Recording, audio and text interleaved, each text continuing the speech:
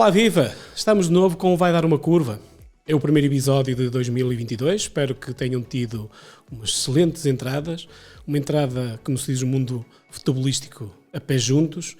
E que este ano seja o ano da retoma a uma certa normalidade. É isso que todos desejamos e assim esperamos. Tivemos aqui uma pausa um bocadinho forçada de 2 semanas, mas estamos de volta cheios de energia para conhecer este belo Minho que nós temos e os projetos que enchem este território. E não podíamos começar da melhor forma. Quando, há um ano e pouco, idealizamos este projeto, nós colocamos em cima da mesa um par de nomes com os quais nós gostaríamos de jogar agora durante um determinado período, quando arrancássemos com este projeto Vai Dar Uma Curva.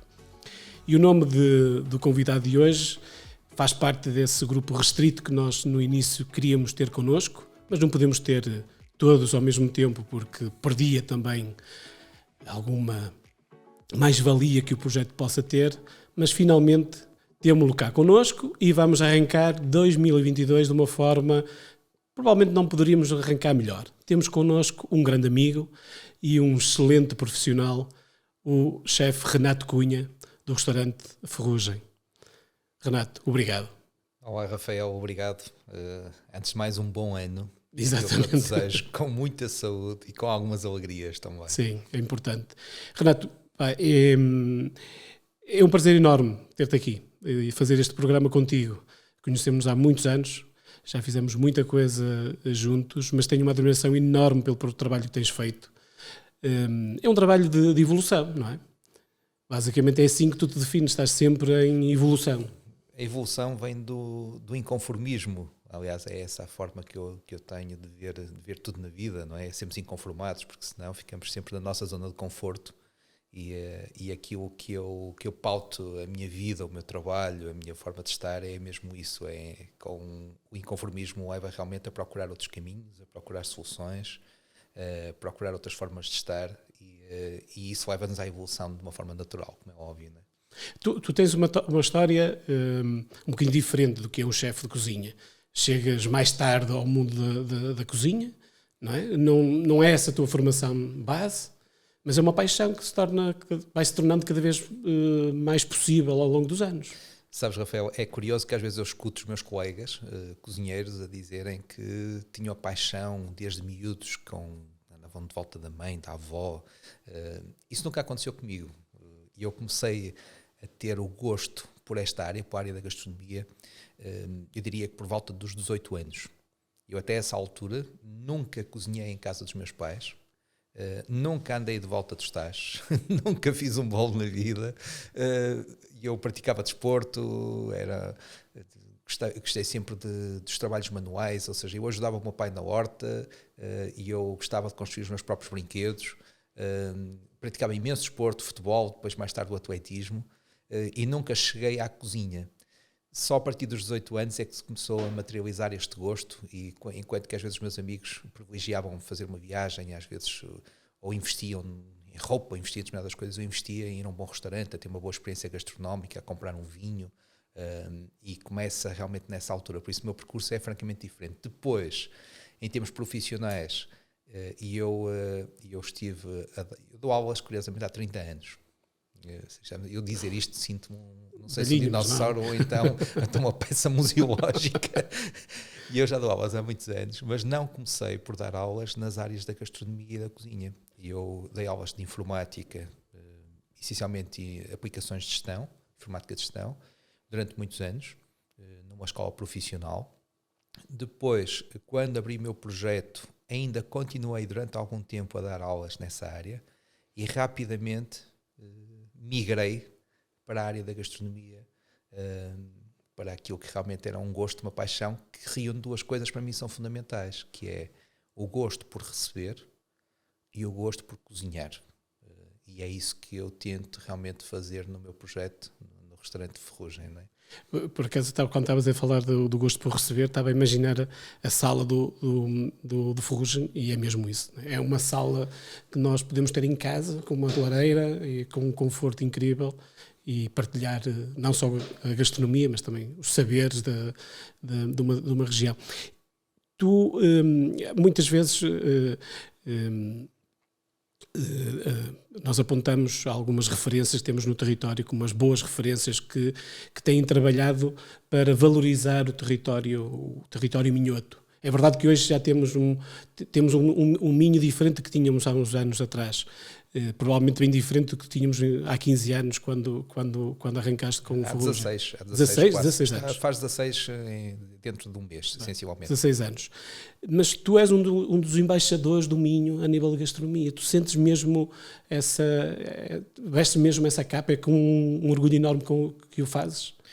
Rafael, e eu sem dúvida que quero, é esse o posicionamento que eu quero ter, e é isso que eu gostaria que as pessoas vissem em mim. É de facto o papel de embaixador daquilo que é uma região tão rica como é a nossa querida região do Minho. Reparem, há poucas regiões, e não falo só de Portugal, pelo mundo fora, poucas regiões em que têm esta densidade cultural como nós temos no Minho. Nós viajamos às vezes 15 km e estamos de uma sede de concelho a migrar logo para outra sede de concelho. Nós numa área geográfica tão pequena, nós temos múltiplos concelhos, e quando falo de múltiplos concelhos, falo com particularidades próprias de cada concelho. Por isso a densidade cultural, o espólio gastronómico que nós temos, até as diferenças e os diferentes terroirs que temos, por exemplo, no caso dos vinhos, e falando o Minho, que coincide não em pleno com a região dos vinhos verdes, mas digamos que a região dos vinhos verdes é grande parte ocupada pela região do Minho. Nós temos aqui uma diversidade e temos diferentes solares, diferentes características e vinhos com particularidades muito próprias. Isto para dizer que realmente uma região como esta é uma região que nos entusiasma, é uma região que tem que ser promovida numa escala e numa dimensão diferente daquela que durante muitos anos eu creio que foi. É certo que toda a gente olhou para o Minho sempre com a riqueza que o Minho tem, mas é preciso também olhar para um Minho, não só um Minho com memórias do passado, mas um Minho também com uma aptidão para o futuro, que seja mais urbana, que seja mais cosmopolita e que seja mais vibrante, que é aquilo que às vezes falta fazer com aquilo que é o nosso universo minhoto. Nós temos uma parte tradicional muito enraizada ainda, não é? Não é que seja mau, mas precisamos ter mais massa crítica, provavelmente. Não é mal de todo, não é mal de todo. Aliás, eu acho agora também um conservadorismo excessivo, muitas vezes, cria aqui algumas entropias, não é? Sim. E é importante que nós olhemos para o passado, que se aprenda muito com o passado, mas com os olhos postos no futuro. E é isso que o Minho precisa, na minha opinião. E eu acho que ainda é uma região um bocadinho, falando da questão gastronómica, eu acho que ainda é um bocadinho conservador, é uma região muito conservadora. É curioso, quando abri o Ferrugem e eu comecei com menus de degustação logo ao fim de meses, e as pessoas não sabiam que era um menu de degustação. Eu tive que criar um estilo próprio, tive que criar massa crítica à volta dessa proposta, e hoje as pessoas já o aceitam com muita facilidade, porque viajam, porque estão, não é? Porque hoje nós vivemos numa aldeia global e as pessoas já viajam e já estão muito mais atentas, muito mais esclarecidas. E se nós conseguimos realmente imprimir estes registros, respeitando e exibindo aquilo que é nosso, que é da região, sem fundamentalismos, mas valorizando essencialmente o que é nosso, mas o Minho, eu ontem usei uma expressão, curiosamente, dizendo que, e não é uma expressão minha, é uma expressão que eu li numa vez do João Sá, que é cozinheiro também, que eu acho extraordinária, que dizia: um Portugal que viajou. Memórias de um Portugal que viajou. E eu quero acreditar que nós também podemos usar. É uma frase incrível. Sim. E dizer memórias de um Minho que viajou, eu acho que também é importante. É uma forma, se calhar, de dizer aquilo que eu tenho como visão nesse papel que tu falavas de embaixador do Minho. Não é errado dizermos que provavelmente foi o Ferrugem o primeiro restaurante na região virado mais para a nova gastronomia. Eu acho que sim, de uma forma consistente. Ou seja, acredito, e daquilo que eu sei, um ou outro restaurante já fizeram tentativas anteriores, mas não resistiram. E não resistiram porque não utilizaram algo que se define como resiliência. Ou seja, não podemos definir um conceito invulgar para a região e estar à espera que ele vingue ao fim de meia dúzia de dias ou ao fim de meia dúzia de meses. É preciso criar massa crítica, repito, à volta desse conceito. Efetivamente, de uma forma consistente, de uma forma contínua, de uma forma em crescendo até. Sem dúvida que o Ferrugem foi o grande precursor da nova gastronomia minhota, repito, sempre com os olhos no passado, com um olho a piscar o passado e o outro a piscar o futuro. Não é? Mas como é que... é verdade que os últimos 15 anos, e há pouco falaste dos vinhos verdes, os vinhos verdes foi outra coisa, foi algo que também cresceu imenso nos últimos 15 anos. Qualidade extraordinária. Exatamente, é indiscutível. Mas já lá vamos aos vinhos verdes, porque também tens uma relação muito próxima, que é com os vinhos verdes, que é mesmo com a Comissão dos Vinhos Verdes, que é mesmo com a promoção do vinho verde. Mas como é que 15 anos depois nós continuamos a não ter a oferta que provavelmente deveríamos ter a nível de nova gastronomia, até ter mais prémios internacionais, como ter mais alguns estrelas Michelin no território? Como é que ainda não conseguimos chegar aí? Eu não tenho a resposta. O que me parece efetivamente é que muitas vezes as tentativas da nova gastronomia passam por algo que não é consistente. Ou seja, o que é isso? Primeiro há que definir o que é a nova gastronomia. Sim. Não é? Nós usamos a expressão nova gastronomia, nem sei se essa é mais correta. Aliás, as definições são sempre um bocadinho ambíguas e às vezes não sabemos onde é que está a fronteira. É como dizer, qual é o tipo de cozinha que se faz no Ferrugem. Eu prefiro dizer que é uma cozinha portuguesa. Mas efetivamente é uma cozinha portuguesa, é uma cozinha regional, mas também é uma cozinha contemporânea e é uma cozinha que podemos definir ou não da assinatura, porque tem um cunho um bocadinho mais pessoal da minha visão sobre a cozinha. Mas ainda voltando à questão um bocadinho mais macro, não é? O que acontece é que muitas vezes a nova gastronomia tem a ver muito com o lado de interpretação e inventariar muito bem aquilo que é o nosso legado. E depois usar uma técnica universal, ou seja, eu gosto desta expressão também, posso parecer um clichê, que é produto local, técnica universal. É assim que eu vejo as coisas, é assim que eu vejo a nova gastronomia. Exato. Que é mostrar aquilo que é o nosso território, aquilo que é o nosso terroir, mas com uma técnica que é universal, aprender com tudo aquilo e cada vez mais a informação está disponível e é fácil. Há muito ruído, também há muito lixo informativo, mas se nós soubermos fazer realmente esta separação, hoje o acesso à informação é muito mais fácil e usando conhecimento que é universal para produtos da nossa região, é assim que se consegue levar. O que acontece muitas vezes é que há muitos restaurantes que tentam enverdar para uma cozinha um bocadinho mais contemporânea, mas depois falta integrar bem, esta equação não está muito bem definida, Sim. Não está muito bem desenhada. E quando não está muito bem desenhada, depois acaba por padecer do não reconhecimento. E o reconhecimento, para acontecer, é importante que haja realmente a combinação destes fatores, que é realmente um trabalho sério com o produto, desde logo, depois a técnica ser muito bem empregue, e a forma como se materializa depois a proposta tem realmente de ser muito consistente. E às vezes nós vemos coisas bonitas que não têm sabor, não têm textura, não têm alma, não têm história, não há storytelling por detrás da proposta, e isso acaba por não vingar, e daí muitas vezes a falta de reconhecimento de alguns restaurantes que depois acabam por desistir, não é? Porque há sempre um processo de evolução, tu disseste logo no início. Eu também tive um processo de evolução. Fui aprendendo, quero aprender sempre mais para conseguir consolidar cada vez mais a minha oferta gastronómica. Mas Renato, isto é uma... Às vezes, quando estamos a falar sobre gastronomia, nós temos feito muito trabalho ultimamente também nessa área, e ficamos sempre a pensar que se quer ser um chefe reconhecido na região do Minho, parece que é quase obrigatório que se trabalhe só com base a região. Ou seja, deixa eu ver se eu consigo explicar. Nós temos da velha guarda, agora já são velha guarda, um par de bons cozinheiros. No teu caso, o António, a Lígia, Agora esqueci-me o nome, que também está convosco em Famalicão, O Álvaro Costa, a Maia também noutro registro, mas falta-nos depois aqui algo que faça com que estas pessoas brilhem.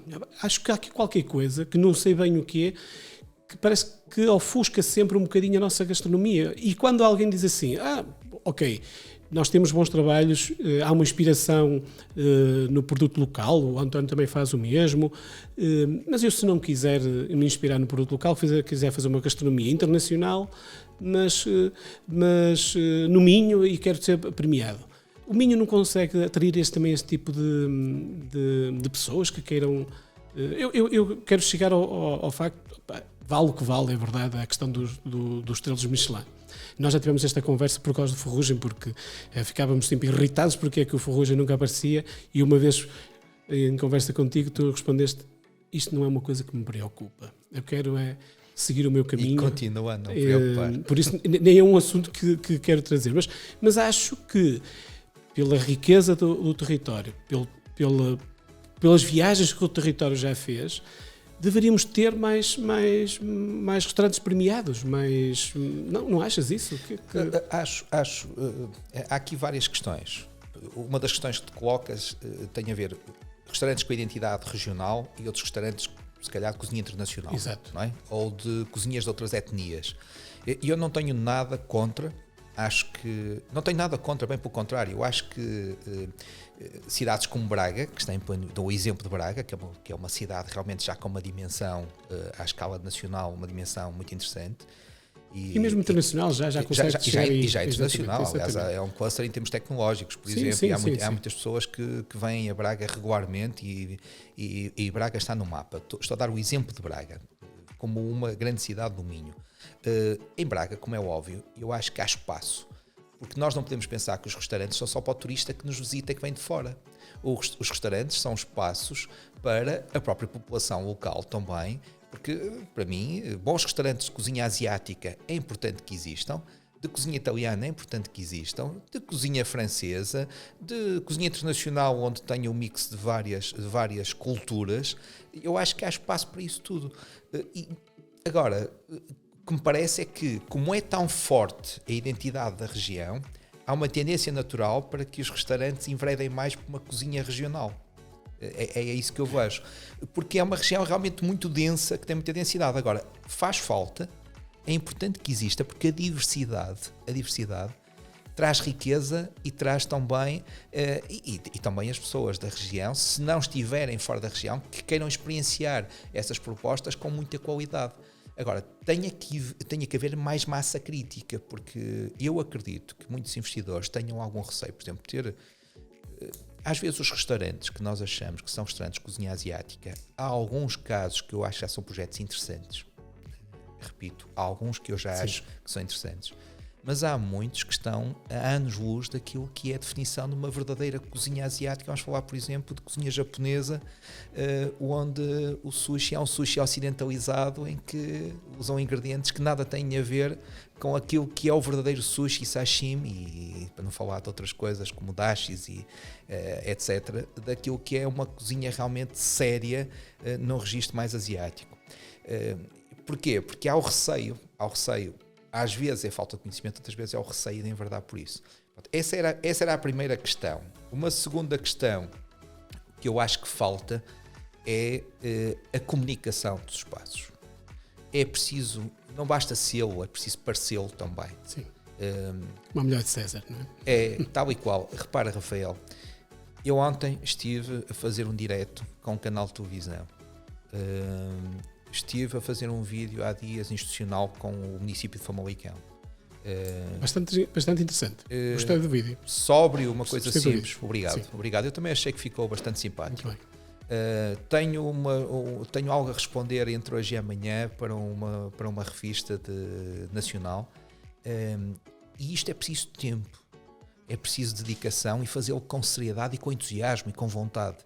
Porque é preciso propagar o sinal, é preciso fazer chegar a mensagem daquilo que é o nosso trabalho a toda a gente. E isto dá muito trabalho. E o que me parece é que muitas vezes a comunicação acontece pontualmente. Há um entusiasmo inicial, é um entusiasmo adolescente. Sim, mas depois não há continuidade. Depois não há um entusiasmo adulto na forma de ver o negócio, porque um projeto de restauração é um negócio também. Sim. E quando se fala de sustentabilidade, as pessoas pensam que a sustentabilidade é só em termos ambientais. Não, a sustentabilidade tem que ser ambiental e económica, e sabemos que podemos definir muitos quadrantes daquilo que é a sustentabilidade. E é muito importante, eu vejo sempre, para mim são fundamentais estas duas visões, que é a parte ambiental e a parte económica, logo, desde logo.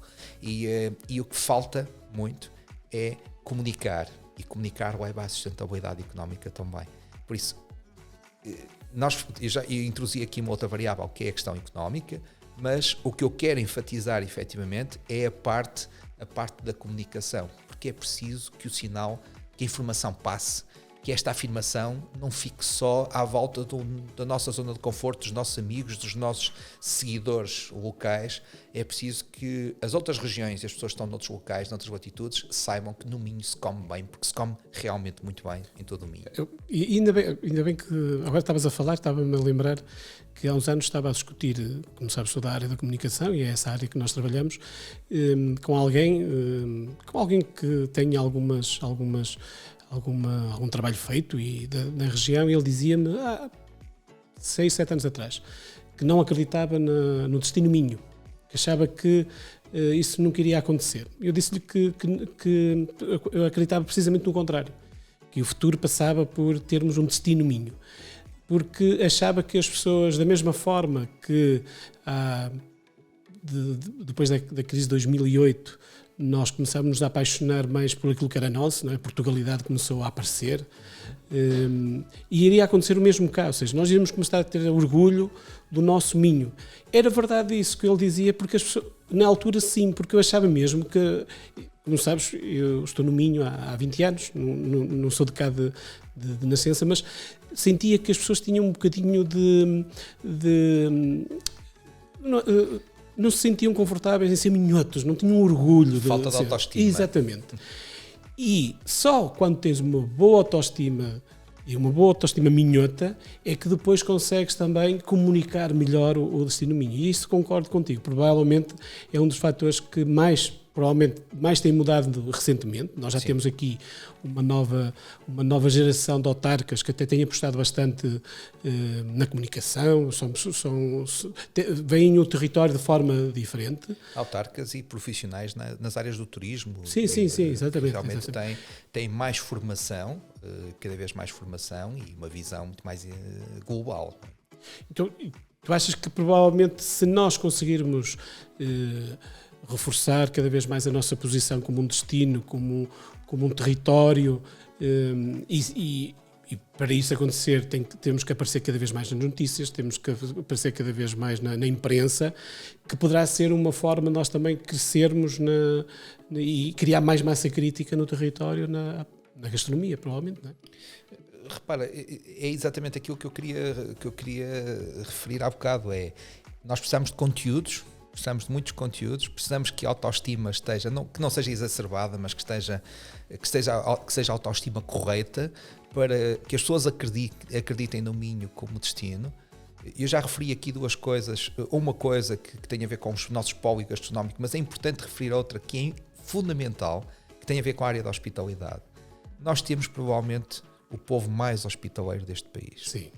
Concordo. Porque as pessoas, há quem diga, e eu não quero ser maldoso com todos os meus amigos, os meus queridos amigos do país inteiro, inclusive a ilhas, mas à medida que se vai subindo no continente, os índices de hospitalidade vão aumentando também. É uma boa forma de ver o gráfico, de facto. E eu vejo dessa forma.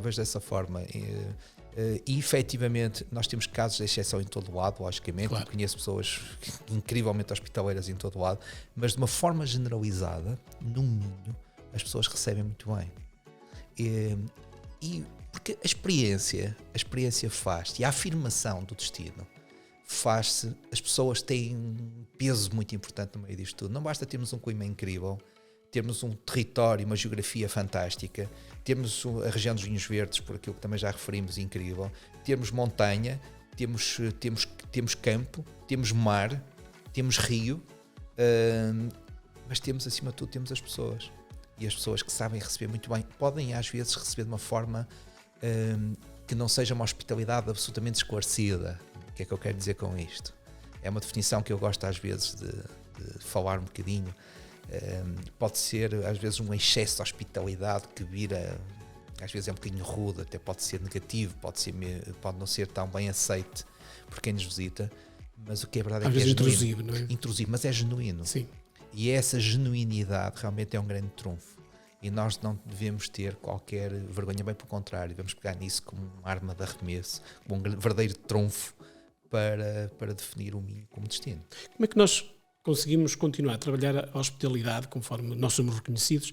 Nós temos que entender que a restauração mais tradicional, grande parte dela, quem trabalha lá é a família. A mãe está na cozinha, o pai faz parte, está na sala, agora os filhos começam a ajudar e muitas vezes essa forma de lidar com o cliente final já parece que passa de geração em geração. E nós temos muito essa gastronomia, mas está a começar a desaparecer. A restauração precisa de novos intervenientes, ou seja, os restaurantes hoje, como o teu, contratas alguém que vai servir no fundo que vai receber as pessoas, que vai trabalhar. Esta área do serviço de mesa é uma área que tem sido muito esquecida. Nós continuamos a olhar para o chefe e este glamour à volta do chefe, mas é muito esquecido o serviço. A própria expressão serviço à mesa já não é muito, nós já olhamos para ela um bocadinho de lado. Mas falta-nos trabalhar esta área, Renato.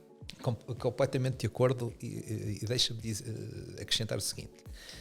Efetivamente, eu acho que a cozinha conseguiu conquistar muito mais depressa o seu espaço. Há uns anos atrás, o chefe de sala é que era a figura importante no restaurante. Ponta de lança. Não, mais do que isso. É que era a figura, é que era a pessoa com maior protagonismo na operação. Não sei balizar muito bem, mas se calhar estamos a falar dos últimos 20 anos. Nos últimos 20 anos houve aqui uma inversão e o chefe de sala foi perdendo algum protagonismo e o chefe de cozinha foi ganhando protagonismo, até porque saiu do buraco, saiu lá dos fundos e começou a vir à sala e começou a ter contacto com o público. E é uma atividade que é cada vez mais, tem sido mais, digamos, divulgada. A profissão de cozinheiro é uma profissão que tem sido, que é tida como glamourosa. Eu acho que às vezes é um bocadinho, é uma bolha que anda à volta disto tudo, porque é uma atividade bonita, mas é uma atividade muito exigente e complexa, é muito complexa, como sabemos.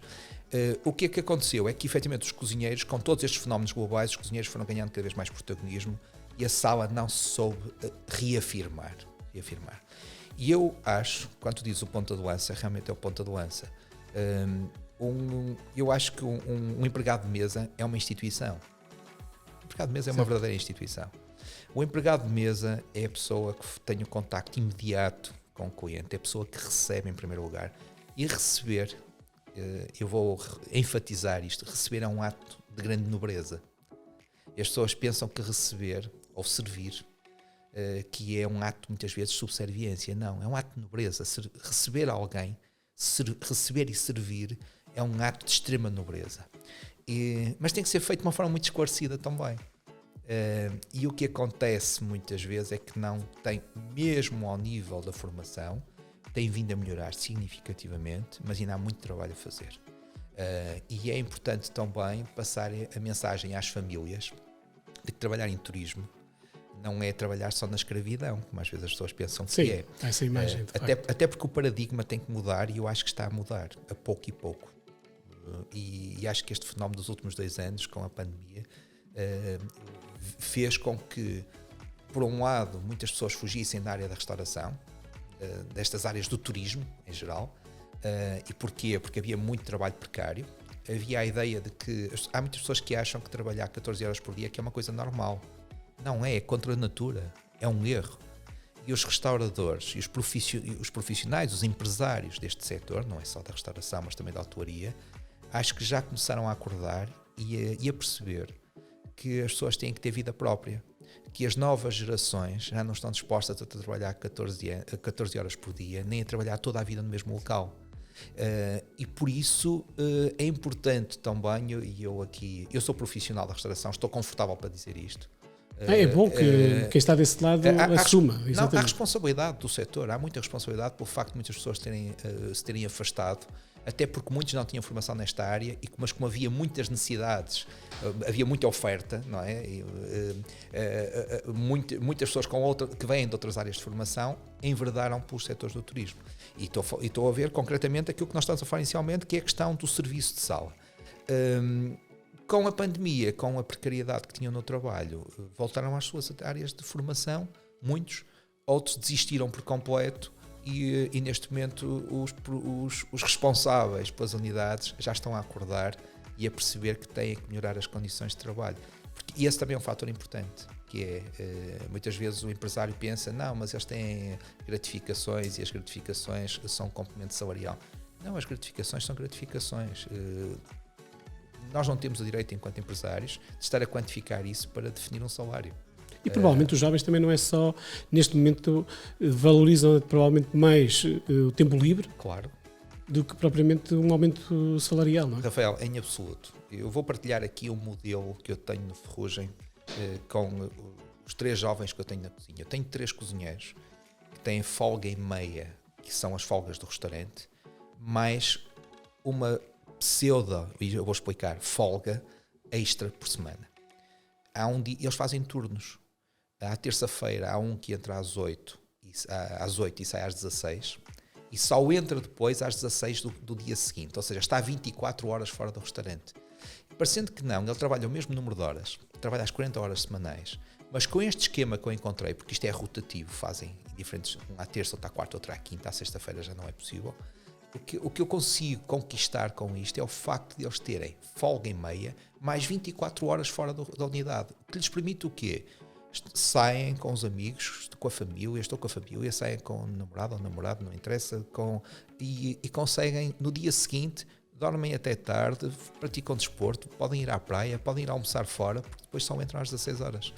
E este é um esquema que eu encontrei já há alguns anos, precisamente porque percebi que estas novas gerações precisavam de vida própria.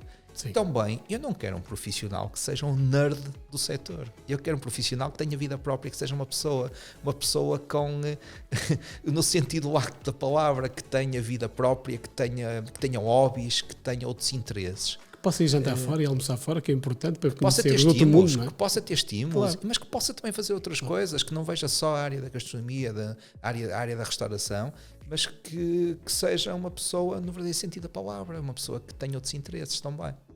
Pois, isso é uma discussão que vem muito e é cada vez mais importante. Nós realizamos o MIC, o Mignon Chef Awards, não é? que também tem esta parte de valorização do serviço de mesa desde o ano passado, e acho que é importante porque muitas vezes a discussão resume-se só, sim, mas tem que se aumentar salários.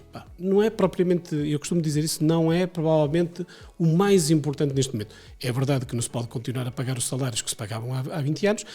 No entanto, há aqui esta necessidade de tempo livre que os empresários têm que estar abertos para olharem de maneira diferente, de facto, como tu dizes, e bem, e fico feliz por teres encontrado um esquema que permita isso mesmo, porque de facto é importante. Renato, como é que tu... esperamos que o ano 22... no pior das hipóteses, se for igual a 21 já não será mau, mas que seja melhor que 21. Mas como é que nos vês? Como é que vês o nosso território a nível gastronómico daqui a 10 anos? Bem, vamos começar primeiro por 2022. Eu espero, francamente, acima de tudo, que nos deixem trabalhar. Eu acho que posso dizer isto confortavelmente. Eu acho que todos nós há uma consciência coletiva sobre aquilo que passamos nos últimos 2 anos e estamos ainda a passar. Há essa consciência coletiva. Se há setor que teve que se adaptar, que teve que fazer múltiplas adaptações, a todos os níveis, para poder continuar a trabalhar, foi o setor da restauração. Por isso, aqui, se eu há bocadinho criticava, eu agora estou a elogiar publicamente digamos, os responsáveis, os empresários da restauração, o esforço que fizeram para fazer adaptações e para cumprir com aquilo que nos foi imposto. E efetivamente eu acho que toda a gente, de uma forma generalizada, eu acho que as pessoas têm cumprido bem com aquilo que nos foi pedido. O que é que eu vejo? Eu vejo é que não só 2022, mas provavelmente vai acontecer no futuro, eu acho que esta foi uma oportunidade também de nós olharmos para dentro. Os portugueses viajaram menos para o exterior durante estes 2 anos. As pessoas, claro que há famílias que estão com muitas dificuldades, mas quem tem alguns recursos, uma classe média, que é cada vez menor, mas ainda existe uma classe média e algumas pessoas com poder de compra que não gastaram nas suas viagens, não gastaram fora, o consumo foi menor, e que se querem mimar. E que se querem mimar cá dentro. É aquilo que eu verifico. As pessoas, quando saem mais disponíveis para ter uma boa experiência gastronómica. Houve uma redescoberta do próprio território? Acho que houve uma redescoberta. Há 2 coisas que presumo que saberás tanto quanto eu, apesar de não ser as nossas áreas, mas, por exemplo, na área da construção civil, houve uma retoma incrível. Houve uma retoma porquê? Porque as pessoas começaram a viver mais a casa e investiram nas suas próprias casas. E eu diria que na restauração também estamos a ganhar um pouco com isto, que é o facto das pessoas estarem por cá e se quererem mimar. Eu entendo que há de facto uma retoma também por aí. Num prazo de 10 anos, eu tenho muito medo de fazer futurologia agora. Eu acho... Mas podemos inventá-lo. O futuro, sim, que é para mais. Podemos e devemos. Pelo menos devemos. Eu acho que é importante nós começarmos a desenhar algumas estratégias e começarmos a perspectivar aquilo que será daqui por 10 anos. Eu acho que daqui por 10 anos nós cada vez mais vamos regressar às origens. É o que eu acho. Aquela ideia que eu tenho, repara, há movimentos que estão a crescer. Repara, a sensibilidade coletiva para questões como questões ambientais, já aqui falamos hoje, recuperar aquilo que é nosso, que é o nosso ADN, as raças autóctones, os produtos endógenos. Isto é algo que está a ser feito e as autarquias têm tido também aqui, e muitas organizações que não são públicas, que têm tido um trabalho, públicas e não públicas, têm tido um trabalho incrível na recuperação de todo este legado que nós temos. E com isto, repara, movimentos, eu não quero falar aqui de vegetarianismo, mas movimentos como e as tendências crescentes, por exemplo, do vegetarianismo, que pressupõe, e muitas vezes as pessoas esquecem-se isso, pressupõe o quilómetro zero, ou seja, pressupõe uma economia circular, mas uma economia à volta do território. Não é andar a dizer eu sou vegetariano e andar a comer mangas que atravessaram o mundo todo. Exato. Para chegar até nós.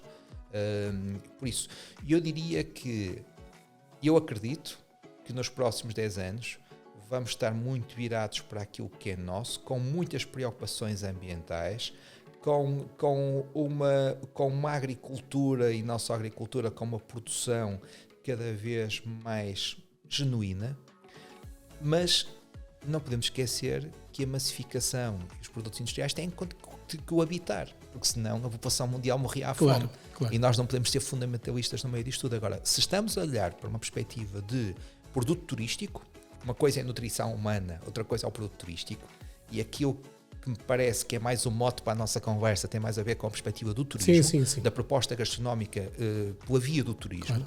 Pela via do turismo, eu acho que claramente nós vamos estar mais virados, com os olhos mais para dentro, em valorizar cada vez mais aquilo que é nosso e a trabalhar com produtores de proximidade. E isto depois vai se refletir na nossa oferta, que é a técnica universal e o produto local, aquilo que eu já falei aqui.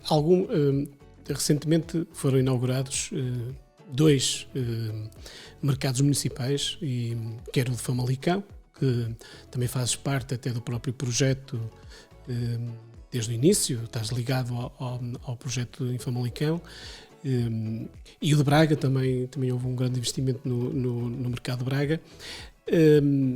É essencial também que se volte a estes mercados que foram criados para isso mesmo, não é? Para a venda do produto de proximidade. Nós temos que nos reencontrar com os mercados municipais.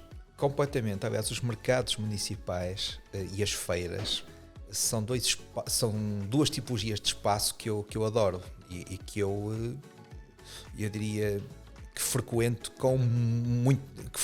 ou seja, não vou todas as semanas, não vou todos os dias, mas vou com alguma frequência. Eu acho, agora há uma questão aqui que eu temo que em alguns casos, e é preciso haver cuidado na definição ou quando se faz a remodelação deste tipo de infraestruturas, destes equipamentos, que é, nós temos que renovar os mercados, mas devolvê-los aos produtores. Não é reconvertê-los em espaços, muitas vezes, de restauração. O mercado é o mercado. Os restaurantes vivem à volta do mercado, não devem viver dentro do mercado. Eu sou crítico em relação a isso. E quem me conhece sabe que eu sou muito crítico em relação a isso. Porque muitas vezes o que se faz é, toda a gente acha que agora os mercados têm que ser praças de alimentação. Sim. Eu não estou a falar dos dois casos que tu enumeraste. Sim. Que me é muito mais querido, até porque estou ligado à Gênese, é do meu território, estou ligado à Gênese. Tem de facto um espaço de restauração no interior. Confesso que sou um bocadinho crítico em relação a isso. Acho que o mercado deve ser mercado e deveria continuar com o mercado, mas que está bem feito. Mas não achas que também é uma forma que os municípios encontraram, provavelmente, de atrair um novo público para lá? Porque eu sei que estamos aqui a falar de coisas diferentes. Não é o que aconteceu no mercado, o que temos no mercado Famalicão ou no mercado de Braga, que até adotaram o mesmo nome, chamam-lhe a praça, não é? Que é engraçado. E ao que parece não foi combinado, foi mesmo ao acaso. Mas que é a definição popular, é exatamente, à praça, vamos à praça.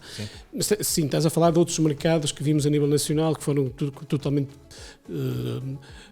foram destruídos e feitos. São praças de alimentação completamente. São praças de alimentação e são espaços pseudoculturais onde... Sim, pseudoculturais, exatamente. Pseudoculturais, e eu não acho que seja esse o caminho, francamente. Sim, eu também concordo. Agora, uma coisa é dizer assim, dar espaço aos pequenos produtores e aos grandes, dar espaço ao produtor, ter boas bancas de peixe, ter bons talhos, ter boa charcutaria. Não é aquela charcutaria da treta que nós sabemos que são coisas... Eu, se vou ao mercado, a minha expectativa é de encontrar no mercado produtos que sejam autênticos, produtos que sejam de qualidade. E aquilo que eu encontro muitas vezes é exatamente o mesmo que eu encontro no hipermercado. E eu acho isso grave, porque a diferenciação, o mercado tem que valer para a diferenciação. Tem que ser, nós temos que entrar num espaço do mercado e sair de lá com água na boca. E às vezes não é o que acontece, às vezes há uma redundância com aquilo que se encontra cá fora. Por isso, os players que estão, e aqui não falo só das autarquias, mas falo também dos players, dos próprios comerciantes, que também têm que ter uma visão diferenciadora. Eu dou um exemplo, há um mercado, para mim, que é extraordinário, está em obras, eu estou com o receio do que é que vai acontecer a seguir, que é o Mercado da Graça em São Miguel, em Ponta Delgada. O Mercado da Graça tem, por exemplo, uma loja lá, que é o Rei dos Queijos, que tem tudo quanto são queijos de todas as ilhas dos Açores. E tem realmente um espólio incrível. Se tu queres um queijo açoriano, lá vais encontrar pela certa. Claro, não é perfeito, tem coisas também que poderão ser objeto de crítica. Mas esse devia ser o espírito de todos os espaços. Este é o espírito que deveria ter aqui, é ter lojas especializadas. E eu, se quisesse por exemplo, charcutaria, se quisesse fumeiro minhoto, e nós temos aqui diferenças de região para região, eu gostaria de ir ao mercado e encontrar um verdadeiro fumeiro minhoto. E às vezes não é aquilo que nós encontramos. Nós encontramos coisas que vêm da massificação. Por isso é importante devolver este ADN aos mercados. O mercado sempre se distinguiu das grandes superfícies, dos hipermercados, pela sua autenticidade. E é importante que haja esta visão que é devolver, ajudar e formar os próprios comerciantes para que este ADN, porque nós, restaurantes, e população em geral, e o consumidor, é isso que querem, é isso que procuram. Tu queres sentir o mesmo que sentes quando vais à lota, e tu vais à lota buscar o peixe. Ao mercado, sim. E é uma das coisas que eu gosto de seguir nas tuas redes sociais, é quando partilhas a ida à lota, porque sim, de facto é aquilo que estavas a dizer, as fotografias normalmente faz-nos salivar pela qualidade do peixe que mostras lá.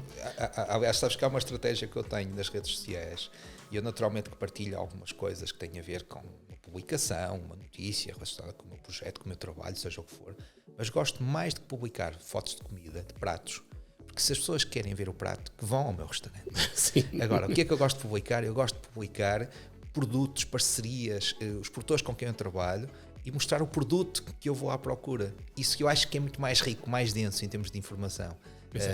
E é aquilo que eu faço realmente. No caso do peixe, ainda há bocadinho fui buscar as robalos maravilhosos. Pois.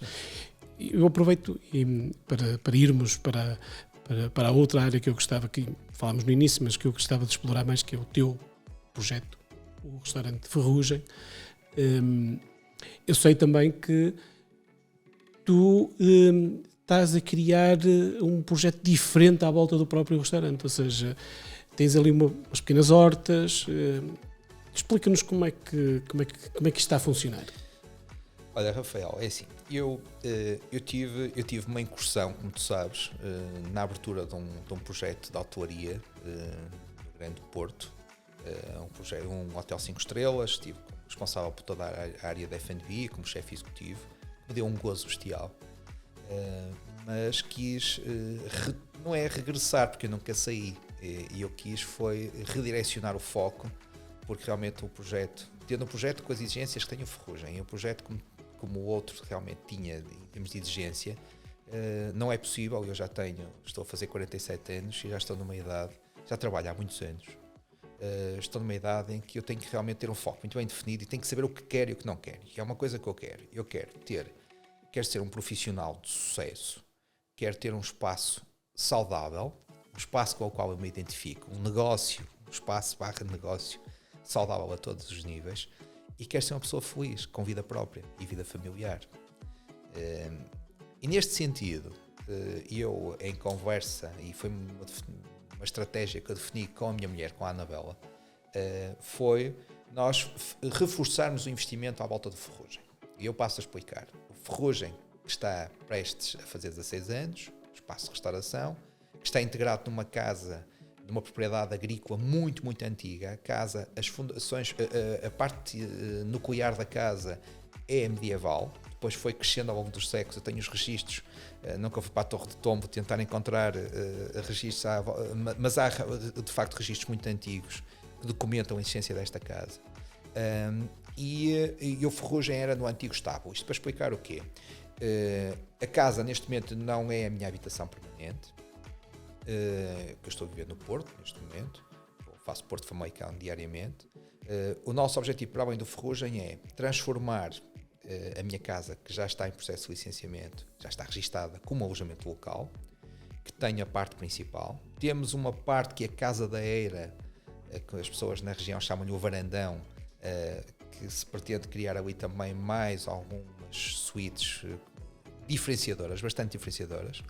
E temos uma casa a 200 metros do Ferrugem, que é a Casa Ana Monteiro, que é a casa dos avós paternos da Anabela, que já está como alojamento local há alguns anos, e que, para além do alojamento local, nós acrescentamos outras dinâmicas. Uma foi, há 2 anos, em plena pandemia, quase como uma atividade terapêutica, porque nós viemos do Porto para Famalicão, para passarmos aquele momento de isolamento, em que estivemos confinados, e fizemos a nossa horta, uma horta que não é certificada como biológica, mas todos os princípios da agricultura biológica estão presentes. Não é certificada porque é para consumo do restaurante e consumo em casa, e uma atividade que foi o fogo de chão e potes no quintal.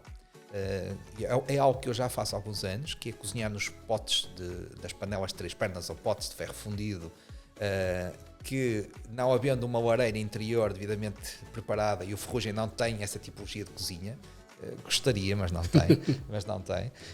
Então nós achamos que, aproveitando a ideia de que as pessoas queriam ter atividades ao ar livre e preferiam as esplanadas e preferiam os espaços exteriores, nós começamos em 2020, muito devagarinho, no verão. Em 2021, apesar de termos muitos pedidos, fizemos muito pouca coisa. Porquê? Porque eu estava ocupado com um outro projeto. Mas para 2022, nós estamos já aqui, vamos divulgar muito em breve uma espécie de um calendário com as datas agendadas já previamente definidas. Nós queremos fazer 10 a 12 eventos desta natureza ao ar livre. E será onde? Nesta casa, que é a Casa Ana Monteiro, com 2 particularidades. Cozinhas de memória, feitas como faziam as avós, como faziam as pessoas há muitos anos, para mim, naquela que é a melhor panela do mundo, que é aquela panela de ferro fundido, porque realmente a forma como conduz o calor, a forma como se trabalha ali é mágico, é incrível tudo o que se consegue fazer. A utilização de produtos da própria horta, ok? E ter no fundo aqui uma oferta gastronómica que é diferente daquela que eu tenho na Ferrugem. O produto se calhar é o mesmo, ok? Mas o formato, o modelo, a experiência é que se configura de uma forma completamente diferente. O Ferrugem é um sítio mais elegante, mais urbano, mais contemporâneo, e aqui realmente uma coisa mais descontraída, mas com o mesmo nível qualitativo de produto, com produtos extraordinários sempre, onde as pessoas podem participar, onde as pessoas podem, há quase o lado de um workshop em que eu explico, eu começo a cozinhar de manhã, normalmente tipo às 11 da manhã, para por volta das 5 as pessoas começarem a chegar, e eu vou terminando uma sopa, vou terminando uma caldeirada, vou terminando uma feijoada, e vamos começando a partilhar, e esse lado todo de interação é extraordinário. E como é que nós podemos fazer essa experiência? É por grupo? Ou seja, tens que juntar ou pode ser um casal? Como é que funciona? Temos dois modelos. Temos o formato em que alguém pode juntar um grupo e fazer um agendamento connosco, e temos o outro formato, que é aquele que tem funcionado mais, que é eu anunciar normalmente através das redes sociais. Anunciamos através da rede social as minhas, as do Ferrugem e também da Casa Ana Monteiro, divulgando a data e quais são as condições de participação, e depois as pessoas, hoje é muito fácil, um e-mail, uma resposta via Instagram, via ou WhatsApp ou Facebook, seja o que for, e nós rapidamente depois enviamos toda a informação de como é que se desenha realmente a atividade, quais são os valores, a forma das pessoas se inscreverem, isso tudo. E este ano até vamos fazer algo um bocadinho mais interessante. Vamos fazer como se fosse uma venda de bilhetes, ok? É que a compra é feita previamente e nós depois enviamos para casa um estojo muito elegante em que documenta a experiência e leva 2 mimos de surpresa que eu não posso aqui revelar. É surpresa. É surpresa. E nas hortas, o que é que tu tens nas hortas? O que é que produzes? Olha, nas hortas, por exemplo, este ano nós tiramos mais de 200 kg de tomate coração de boi, cerca de 50 kg. Eu adoro esse produto. É incrível. É das coisas mais espetaculares que nós temos. E apesar do Douro reivindicar que o tomate coração de boi, por excelência do Douro, eu acho que nós conseguimos ter noutras regiões, e no Minho temos claramente muito bom tomate coração de boi. O que é que um arroz de tomate só, não preciso de mais nada. Um arroz de tomate de coração de boi é uma coisa. Eu tenho uma fotografia, que saiu na Invasões. Estás a trincar o tomate. Mas é que eu não estou para a fotografia, eu comi o tomate todo até ao fim. Pelo gozo que aquilo dá. Aliás, o tomate é um fruto, as pessoas é que se esquecem muitas vezes que é um fruto. Olha, as minhas filhas comem-nos assim da horta. Elas adoram comer tomate da horta. Nós temos uma pequena horta que também este ano, e com elas fizemos um bocadinho a produção do tomate, e elas que já faziam isso na horta da bisavó, e cá fazem igual. Chegavam lá, apanhavam o tomate e comiam, porque é um fruto, como disse, é um fruto, sim. Exatamente. Mas enumerando muito rapidamente, para não ser maçador, o que é que nós tivemos na horta nestes 2 anos? Muito tomate coração de boi, feijoca branca, tivemos feijoca branca que é incrível, couve penca, couve galega, depois estamos a falar de abóboras, aboborinha, a courgette, estamos a falar estou a ver mais ou menos por tipologias, sim. Talho francês, batata doce, depois os pequenos rúcula selvática, vários tipos de alface, muitas ervas aromáticas, rabanetes, e vai-me faltar muitas outras coisas, mas nas aromáticas, por exemplo, para aí umas 30 variedades diferentes de aromáticos, mas depois quando falo de produção, por exemplo, eu neste momento tenho lá umas couves galegas que parecem que são do entroncamento, porque o entroncamento é que tem a fama de ter tudo muito grande, que elas já estão enormíssimas, porque a terra lá é muito boa, porque nós estamos a uma cota muito próxima do rio, tem uma altura de terra fértil, e é um terreno que esteve em pousio durante muitos anos, porque aquela horta deixou de ser utilizada durante muitos anos, que era feita pela avó da Anabela, depois mais tarde por um familiar, mas já há muito tempo que ninguém cultivava lá nada e por isso está com aquele vigor todo e com muita água também para rega, por isso e uma exposição de solar fantástica. E usas estes produtos no Ferrugem? Nós usamos, e esses produtos têm o objetivo a casa e o Ferrugem, não é? Nós usamos, eu tenho neste momento muito estoque de fajoca, ainda tenho muito estoque de tomate coração de boi. A nossa sopa de peixe fazemos sempre na sopa de peixe e noutros fundos usamos esse tomate coração de boi. Há coisas que são, e depois há coisas que nós transformamos, não é? Há alguns produtos, por exemplo, nabo de gandra, por exemplo, para fazer uma espécie de chutney, eu chamo de compota de nabo, sei lá, várias coisas que nós depois vamos transformando ao longo do ano, mas os produtos que eu diria que para mim, e as couves são em permanência, não é? O nosso caldo verde, que é uma espécie de um consumé que nós já temos há muitos anos e que as pessoas continuam a pedir-nos para servir, é feito com as couves que vêm daquela horta, às vezes vêm da horta da casa dos meus pais, porque é outra horta que eu tenho já há muitos anos com os aromáticos, desde que abri o Ferrugem, ou seja, isto já vem de trás. Neste momento vou municiando com as duas hortas, vou municiando o restaurante, mas não somos autossuficientes, nem tem essa pretensão. Quando fazemos os eventos dos potes, sim, todos os hortícolas fazemos questão, a cebola também, que eu não falei, o alho, tentamos que seja tudo daquela horta, porque este storytelling, storytelling é fundamental. Claro. Aliás, eu faço uma coisa giríssima, que é convidar as pessoas, por exemplo, quando faço caldo verde, porque não faço sempre, quando faço o caldo verde nesses eventos fogo de chão e potes, eu as couves, vou buscar as couves à horta e vou buscar a cebola muitas vezes, para depois tirar da terra e higienizar e cortar para colocar nas saladas, e a couve para depois laminar aquela juliana muito fininha, não é? Aquele corte de caldo verde que as pessoas muitas vezes definem para finalizar o caldo verde. E isto é feito ali, as pessoas vêm connosco, participam, pegam, para sentirem que realmente não é só uma história, aquilo acontece mesmo e os produtos são mesmo dali, e veem que a horta existe mesmo, não é uma invenção nossa. Bem, Renato, está a chegar ao fim o nosso tempo. Nós acabamos por não fazer um intervalo. A conversa estava tão interessante que acabei Fluida. Exatamente. E é ótimo estar à conversa contigo. E como nós não tivemos intervalo e não vamos ter a oportunidade de propor nada para fazer neste fim de semana, eu proponho aqui que passem pelo Ferrugem.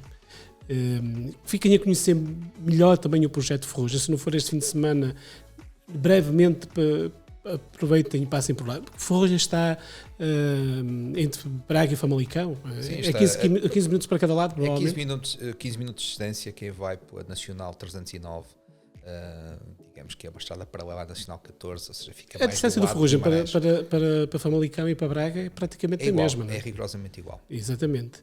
E vale a pena conhecer o projeto, não só o projeto, mas também a comida, que é deliciosa. Passem por lá que vale a pena. A ti, Renato, desejo-te um excelente ano. Muito obrigado mais uma vez por ter estado connosco. Obrigado eu. Havemos de voltar a conversar. As passagens aqui vão com algumas pessoas vão ser cíclicas e uma delas és tu. Há muita coisa para falar sobre gastronomia. Acabamos por não falar sobre os vinhos verdes, que é uma área interessante. Sim, mas acho que de uma forma implícita, não é? O vinho verde foi surgindo aqui na conversa e acho que toda a gente que percebeu. Mas eu gostava das tuas experiências, as tuas experiências não só cá, também nos Açores, etc. Um dia voltamos a conversar, de certeza absoluta, com muito gosto. E vamos explorar. Ficamos por aqui hoje, já sabe, todas as sextas-feiras, depois do noticiário do meio-dia, aqui na Antena Minho, ou também ao domingo no mesmo horário. Depois também pode assistir em podcast, em qualquer plataforma de podcast, ou no YouTube da Phil Travel. Bom fim de semana, divirtam-se e passem pelo Ferrugem.